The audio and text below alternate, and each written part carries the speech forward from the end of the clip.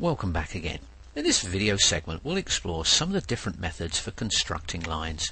Now as you look at the screen, the x-axis is from left to right, the y-axis is laying vertically on the screen, and the z-axis is pointing straight at you. The origin, our x0, y0, z0, is positioned at the center of this grid. Now I'm going to create a 3 by 3 inch square. The first two lines I'm going to use line endpoint, and for the second two lines I'm going to use line parallel. So let's move into create line, and right at the very top of this list, create line endpoint.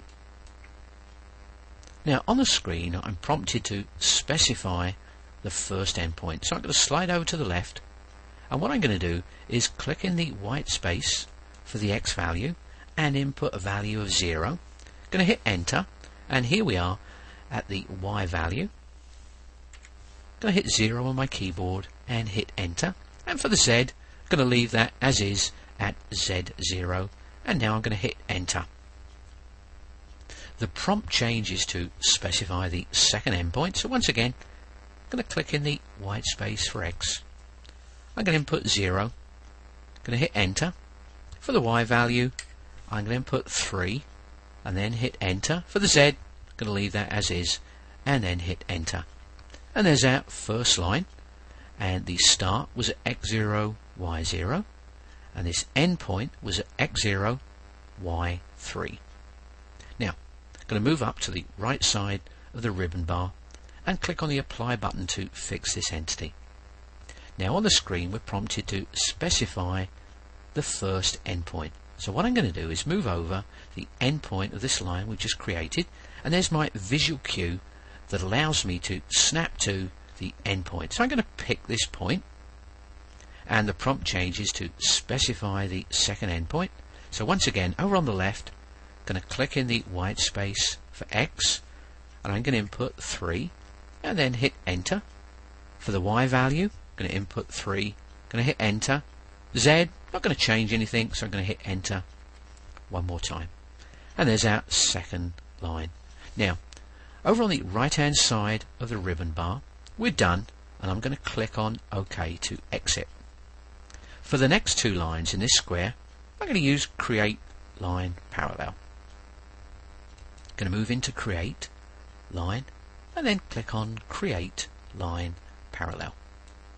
Now the first prompt is select a line, so what I'm going to do is pick this top line, and then the prompt changes to select the point to place a parallel line through. I'm just going to pick a point below the line. Now up on the ribbon bar for the distance I'm going to input 3 and then hit enter, and there's our third line. Looks good. So up on the ribbon bar I'm going to apply. Now to satisfy this prompt, select a line. I'm going to pick the vertical line, and now select the point to place a parallel line through. I'm just going to pick a point to the right. I'm going to move up to the ribbon bar, and for the distance I'm going to input 3. Looks good. What I'm going to do now is click on OK to exit. Now I'm going to move up to the top of the screen. I'm going to hit undo once, 2, 3, 4 times to undo all those lines, and now we're going to create those lines again, but I'm going to use something called multi-line, and I'm also going to use polar as well. Now if we open up this drop down, I'm going to click on create line endpoint here. So once again we're prompted to specify the first endpoint. So what I'm going to do is move on down to the center of this grid, and there's my visual cue that denotes I'm going to snap to the origin, our x0, y0 position. So I'm going to pick this point, and the prompt changes to specify the second endpoint. Now what I'm going to do is move on up to the ribbon bar and click on the multi-line icon. Now multi-line lets you create multi-lines connected at their endpoints.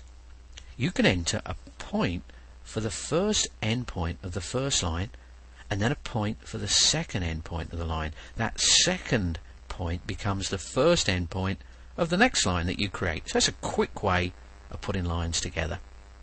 Now, I'm prompted to specify the second endpoint, but before I start picking any points or anything, what I'm going to do is move on up to the ribbon bar, and for the length I'm going to input 3. I'm going to hit enter, and I'm also going to click on the icon to lock this value in. Now just to the right, I'm going to click in the white space for angle and input a value of 90 degrees, and then hit enter. And there's our first line using polar and multi-line. Now I'm prompted to specify the second endpoint. So look, on the ribbon bar, the length is locked in. I'm going to click in the white space for angle, and this time I'm going to input 0 and then hit enter. And there's our second line. For the third line, I'm going to click in the white space for angle and input -90 and then hit enter. And then I'm prompted to specify the second endpoint. All I'm going to do is move on over, and there's my visual cue that allows me to snap to the endpoint of this line. Looks good. I'm done here. So what I'm going to do is move on up to the ribbon bar and click on OK to exit. Okay, let's go back into Create Line, and let's check out Create Line Bisect. Now this function creates a bisecting line between two existing lines. Now on the ribbon bar, I've got the length set to 1.5, so that's good. I'm prompted to select two lines to bisect. So what I'm going to do is pick this horizontal line, slide on down to the left, and pick this vertical line. And 4 lines are previewed on the screen, and the prompt has changed to select which line to keep. And I'm going to pick this line here. I'm going to pick it. I'm done. I'm going to slide over to the right and click on OK. Let's go back into Create Line, and second on the list, Create Line Closest. Now I'm prompted to select line, arc or spline. So what I'm going to do is select the angled line, and I'm going to move on over and then select this vertical line on the right, and this creates a line between two entities at the closest intersection. Let's go back into Create Line, and this time let's check out Create Line Perpendicular. Now we can use this function to create a line perpendicular to existing entities by selecting an existing line, arc or spline, and then clicking in the graphics window to create an endpoint or pick a point. So I'm prompted to select line, arc or spline. So what I'm going to do is select this horizontal line at the bottom. And now I'm prompted to sketch a point. What I'm going to do is move on up, and there's my visual cue for endpoint. I'm going to pick this point, and there it is. We're done here. I'm going to click on OK. I'm just hitting the up arrow key on my keyboard.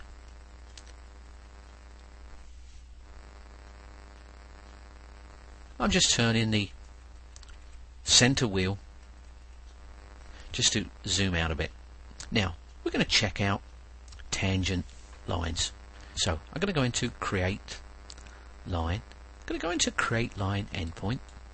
Now on the ribbon bar we have tangent already activated, and just over on the length, what I'm going to do is unlock the length by clicking on it. Now what I'd like to do first of all is create a line tangent to this circle and this smaller circle on the left. So for this first prompt, over on the right hand side, I'm going to pick this circle, and note there are no visual cues present. I'm going to pick this, I'm going to slide over to the left and pick this circle here, and once again there are no visual cues present. And there's my tangent line. I'm going to click on Apply. Let's do another one. I'm going to pick this circle at this position. I'm going to slide over to the left and pick this. Looks good. I'm going to hit apply, and let's do a couple of undos. Now, I'm prompted on the screen to specify the first endpoint. What I'm going to do is I've got a point. I'm going to pick this point. I'm going to slide over to the right, and remember we have tangent activated. I'm going to pick this circle. No visual cue. Looks good. I'm going to hit apply. Let's pick this point. I'm going to move over. Now, I would snap to the quadrant point. I'm just going to move over. No visual cue. I'm going to pick this point. Looks good. We're done here. I'm going to undo these lines. Let's move into create line, and last on the list, create line tangent through a point. Now what I'm going to do is set the length to 2 inches. I'm going to lock it in.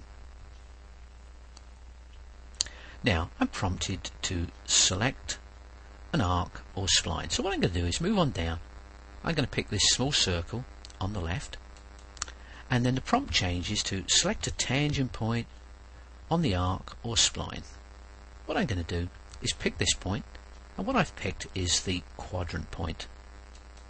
Now I'm prompted to select which line to keep, one on the left or the one on the right. I'm going to pick the one on the right. Let's do another one. I'm going to apply. So select an arc or spline. I'm going to pick this large circle, and for the tangent point I'm going to pick a point here, and I'm prompted which one to keep. I'm going to pick this guy. So we're done here. I'm going to click on OK. And that finishes up our excursion of creating lines. Thanks for watching.